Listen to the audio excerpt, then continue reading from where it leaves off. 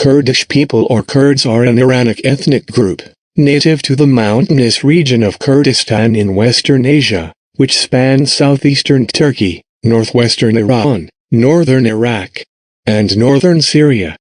There are exclaves of Kurds in central Anatolia, Khorasan, and the Caucasus, as well as significant Kurdish diaspora communities in the cities of western Turkey and western Europe. The Kurdish population is estimated to be between 30 and 45 million. While Ottoman Kurdistan has been identified as the source of Kurdish national inspiration, Iranian Kurdistan has been identified as the ideological cradle for the emergence of Kurdish nationalism. This recent deprivation against Kurds has its roots in the last Iranian revolution. After the Kurds openly boycotted the Islamic Republic referendum in 1979, the new Iranian theocracy started attacking eastern Kurdistan in its early months. The Iraqi-Kurdish conflict consists of a series of wars, rebellions, and disputes by the Kurds against the central authority of Iraq starting in the 20th century shortly after the defeat of the Ottoman Empire in World War I. Cross-border interaction became difficult to sustain in the 1950s due to repression from SAVAK on the Iranian side. However, Kurds were able to reinforce the cross-border political activity when the First Iraqi-Kurdish War commenced in 1961, as the Democratic Party of Iranian Kurdistan gave financial support and loyalty to their counterpart in Iraq, the Kurdistan Democratic Party, while GP themselves accessed spatial resources. During the war, there were many casualties, and so many injured on both parties. There were fewer nurses during those times to treat the people in need of treatment, but in today's Iran, it employs 226,000 nurses across 1,061 hospitals, with a significant portion, 700 hospitals affiliated with medical sciences universities. The workforce spans from undergraduate to doctoral levels, covering various specialties such as operating rooms, anesthesia, nursing aides, and midwifery. Around 75% of these nurses are female, according to the Ministry of Health. Interestingly, this gender disparity in nursing is a relatively recent phenomenon. The low social status of nursing is currently one of the most influential factors preventing Iranian men from choosing the nursing profession. Gender discrimination is more evident in management levels within hospitals, in the broader health sector management, and among executives, making inequality manifest as gender discrimination. Another significant issue is the stark difference in salaries between doctors and nurses, which is a current challenge and a cause for protest among nurses. Due to the fact that women are often viewed as the lesser members of society, they are frequently denied access to basic human rights, education, and participation in society. This is because it is thought that women's involvement in society will harm the honor of the family and that girls do not require education or employment, because they will eventually get married and have to take care of their children. Since the men, as the owners and leaders of the family, have the duty to provide all what is needed, if women work too, it is considered a disgrace to the man's honor. Naturally, there are differences between rural and urban locations.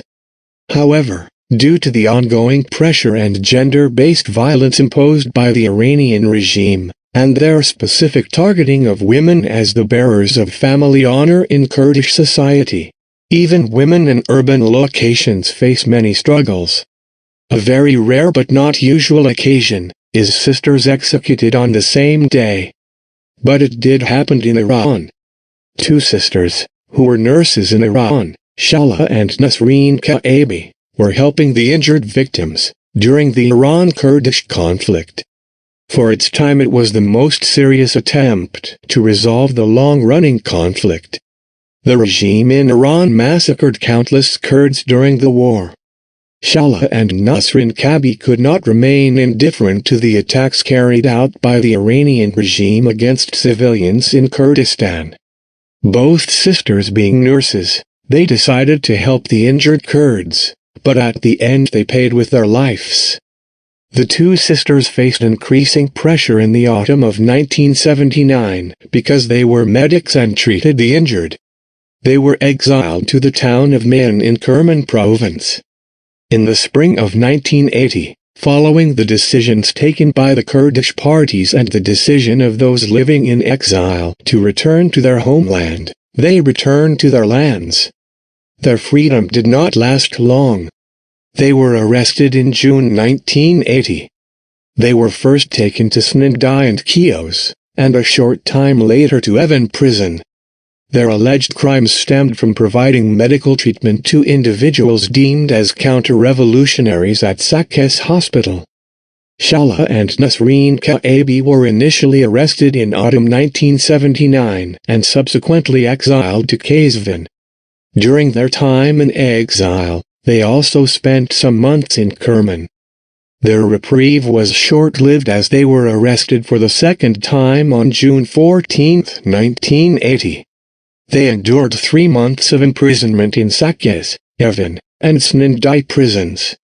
The death sentence for the Kaabi sisters, along with another group, was delivered on the night of August 27, 1980, at the Snindai barracks.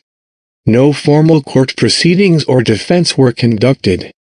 At approximately 4:30 a.m., the execution was carried out at the same location.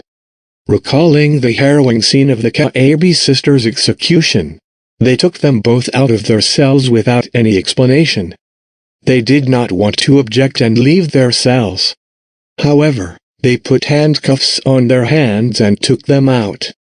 The jailer escorted Nasreen and her elder sister Shahla from the prison without any exchange. The two sisters stood side by side, their hands clasped, pressed against the wall. The firing squad was ready. Nasreen, who wanted to be blindfolded, said, "I don't want to be blindfolded." "Blindfold me," Shahla said to the arrogantly grinning guard. One of the Iranian guards asked Shahla with a grin if she was afraid of death. Shahla replied, "I don't want to see my sister die." The two sisters faced the firing squad, holding each other's hand, died within minutes. Both were shot on their faces.